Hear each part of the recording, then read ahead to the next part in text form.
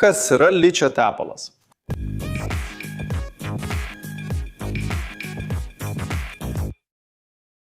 Sveiki, inžinierijos entuziastai! Ar kada nors susimąstėte, kiek daug mūsų supa įvairių mašinų? Nuo automobilio, kuris mus nuveža į darbą, iki milžiniškų įrenginių, kurie stato mūsų miestus. Visos jos turi vieną bendrą bruožą. Joms reikia tepimo, kad veiktų sklandžiai, be pernelyg didelės trinties, kuris sukelia nusidėvėjimą ir gedimus. Tačiau tarp daugybės tepalų rūšių yra vienas, kuris išsiskiria savo universalumu ir veiksmingumu, todėl daugelio laikomas mėgstamiausių tepalų, tinkamų plačiam pritaikymui. Kalbame apie ličio tepalą, bet kas jį daro tokį ypatingą ir kodėl jis tapo mėgstamiausių inžinierių ir mechanikų pasirinkimu visame pasaulyje. Taigi, kas tiksliai yra tas ličio tepalas?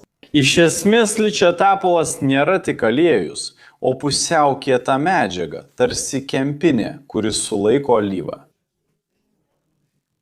Aš jau esu sukūręs vaizdo įrašą šiame kanale, kuriame pasakoju, kas yra tepalas. Bet įsivaizduokite gelį arba pastą. Ji turi tokią konsistenciją, kad išlieka ten, kur yra užtepta, priešingai nei skista alyva, kuris lengvai nutekėtų. Ši savybė yra labai svarbi tepant komponentus, kurie negali išlaikyti skystos alyvos, pavyzdžiui, guolius ir jungtis. Stebuklas slypi jo struktūroje. Ličio muilas veikia kaip tirštiklis, suteikiantis tepalui būdingą konsistenciją ir leidžiantis išlaikyti bazinę alyvą bei priedus stabilioje matricoje. Bet kaip atsirado toks universalus ir plačiai naudojamas tepalas? Ličio tepalo istorija yra glaudžiai susijusi su pramonės ir inžinerijos raida. 20-ojo amžiaus pradžioje, tobulėjant mašinoms ir atsiradus poreikiui patvaresniems tepalams, tyrėjai ieškojo sprendimų galinčių atlaikyti sudėtingesnės darbo sąlygas. Tuo metu tradiciniai tepalai, dažnai buvo kalcio arba natrio pagrindu, turėjo trūkumų, ypač atsparumo vandeniui ir stabilumo esant skirtingoms temperatūroms srityse. Nuo 1940-ųjų ličio muilą pradėta tirti kaip pranašesnį tirštiklį, pasižymintį savybių deriniu revoliucionavusi tepalų rinką. Ieškojimas tepalo galinčio apsaugoti komponentus drėgnoje aplinkoje ir esant temperatūros svyravimams lėmė ličio tepalo sukūrimą ir išpopuliarėjimą, kuris greitai tapo pramoniniu standartu. Bet kasgi daro ličio tepalo tokį ypatingą ir kokios jo savybės? Viena iš ryškiausių jo savybių yra atsparumas vandeniui. Skirtingai nei kiti tepalai, kurie gali būti lengvai nuplauti arba emulguoti vandeniu, ličio tepalas išlaiko savo vientisumą ir tepimo gebėjimą. Net ir drėgnoje aplinkoje jis veikia kaip tikras lietpaltis detalėms. Be to jis pasižymi puikiu šiluminiu stabilumu. Tai reiškia, kad jis išlaiko savo tepimo savybės tiek esant aukštai temperatūrai, tiek ir grup. Taip pat gali būti naudojama tam, ką parodžiau. Jo lašėjimo temperatūra, tai yra temperatūra, kurioje tepalas iš pusiau kietos būsenos pereina į skystą. Paprastai svyruoja tarp 150 ir 200 laipsnių Celsijaus, kas parodo jos tvirtumą. Kita svarbi savybė yra atsparumas oksidacijai, kuris prailgina tepalo ir atitinkamai suteptų komponentų tarnavimo laiką. Neleidžia jam irti ir laikui bėgant pravesti apsauginių savybių. Bet kaip gaminama šis tepalas? Ličio tepalo sudėtis yra gana paprasta, tačiau būtent elementų derinys suteikia jam išskirtinės savybės. Iš esmės jis sudarytas iš 3 pagrindinių ingredientų – bazinio aliejaus, tirštiklio ir priedų. Bazinį aliejų, kuris dažniausiai yra aukštos kokybės mineralinis aliejus, iš tikrųjų ir atlieka tepimo funkciją, sumažindamas trintį tarp paviršių. Jo klampumas gali skirtis. Dažnai galima rasti bazinių aliejų, kurių klampumas yra nuo ISO 32 iki ISO 100, priklausomai nuo paskirties. Tirštiklis, kaip jau minėjome, yra ličio muilas, kuris susidaro reaguojant riebalų rūgščiai su ličio hidroksidu. Jis veikia kaip matrica, tarsi molekulinė kempinė, kuris sulaiko bazinę alyvą ir laiko jį vietoje.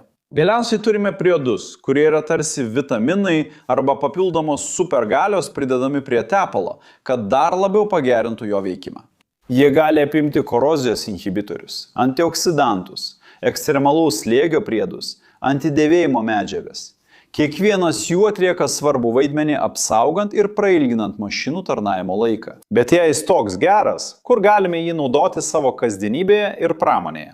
Automobilių sektoriuje jį plačiai naudojama ratų guoliuose, kardaninėse jungtyse, pakabos ir vairo komponentuose, užtikrinant, kad jūsų automobilis važiuotų sklandžiai ir saugiai. Pramonėje jos panaudojimas dar ryškesnis. Ją rasite elektrinių variklių guoliuose, siurbliuose, ventiliatoriuose, konvejeriuose, žemės ūkio mašinose ir sunkiosios statybos įrangoje. Ji yra idealus pasirinkimas atvirų kumpliaračių, kaiščių ir įvorių tepimui, kur labai svarbus sukibimas ir atsparumas vandeniui. Iš esmės bet kuris komponentas, kuriam reikalingas vietoje išliekantis, atšiaurioms sąlygoms atsparus ir nuo nusidėvėjimo apsaugantis tepalas, greičiausiai bus naudingas naudojant ličio tepalą. Bet kodėl šis ličio tepalas yra toks populiarus ir kokie yra pagrindiniai jo privalumai? Atsakymas slypi neprilygstamame jo našumo ir kainos santykyje. Jo universalumas be abejonės yra vienas didžiausių privalumų, nes vienas tepalas gali būti naudojamas įvairiose srityse, taip supaprastinant atsargas ir priežiūrą. Puikia apsauga nuo nusidėvėjimo ir korozijos, prailgina komponentų tarnavimo laiką, sumažina poreikį juos keisti ir atitinkamai sumažina priežiūros išlaidas. Jos mechaninis stabilumas reiškia, kad ji nesuyra ir nesuminkštėja lengvai esant apkrovai, todėl ilgiau išlaiko savo konsistenciją ir tepimo savybės. Be to, atsparumas vandens išplovimui yra didelis pranašumas drėgnoje aplinkoje arba ten, kur dažnai kontaktuojama su vandeniu, užtikrinant, kad tepimas nebūtų pažeistas. Tačiau ar ji tikrai tobula viskam? Ar vis dėlto yra apribojimų ar situacijų, kai ji nėra geriausias pasirinkimas? Nors ji yra itin universali, svarbu pripažinti. Que nenhuma solução é universal. Standartinė ličio tepalas be specifinių priedų gali būti ne pats tinkamiausias pasirinkimas taikymams, kuriuose yra labai didelės spaudimo apkrovos arba nuolat aukštesnė nei 150 ar 200 laipsnių Celsijaus darbinė temperatūra. Tokiais atvejais labiau tiktų tepalai su priedais arba ličio komplekso tepalai, kurie pasižymi didesniu atsparumu karščiai. Be to, aplinkoje, kurioje yra daug abrazyvinių dalelių, ličio tepalui gali prireikti specialių formulių arba dažnesnio pertepimo režimo. Labai svarbu visada pasitikrinti įrangos gamintojo specifikacijas, kad būtų pasirinktas tinkamas tepalas. O kaip ličio tepalas lyginamas su kitais rinkoje esančiais tepalais? Norint suprasti jo vietą, naudinga jį palyginti su kai kuriomis alternatyvomis. Pavyzdžiui, kalcio tepalai yra žinomi dėl puikaus atsparumo vandeniui, tačiau paprastai turi žemesnį lašėjimo tašką ir nėra tokie stabilūs aukštoje temperatūroje kaip ličio tepalai. Natrio tepalai pasižymi gerų stabilumu aukštoje temperatūroje, tačiau yra labai jautrus išplovimui vandeniu. Ličio komplekso tepalai yra paprasto ličio tepalo patobulinimas, sukurti taip, kad užtikrintų dar geresnį veikimą aukštesnėse temperatūrose ir esant didesniems apkrovoms. Tai tvirtesnis pasirinkimas, tačiau ir brangesnis. Paprastas ličio tepalas pasižymi puikiu našumo, universalumo ir kainos balansu, todėl yra standartinis pasirinkimas daugumai bendrųjų panaudojimo atvejų. Šį ličio tepalą pavyzdžiui naudoju savo trimatį spausdintuvą, lazerinį pjaustytuvą, kompiuterio aušintuvus ir dar daug ką kitą tepti. Ir rimtai, verto turėti tokį indėlį namuose, netgi durų vyriams sutepti, nes ji yra daug ilgamžiškesnė nei kiti tepalai. Paliksiu keletą ličio tepalo variantų nuorodoje, kuri rodoma vaizdo įraše. Jei žiūrėjai iki šios vietos ir tau patiko vaizdo įrašas, nepamiršk užsiprenumeruoti, jei dar to nepadarei. Paspausk patinka ir įjunk pranešimų varpelį. Ir jei manai, kad mūsų turinys įdomus, apsvarstyk galimybę tapti nariu ir tai padėti mums toliau kurti turinį šioje platformoje.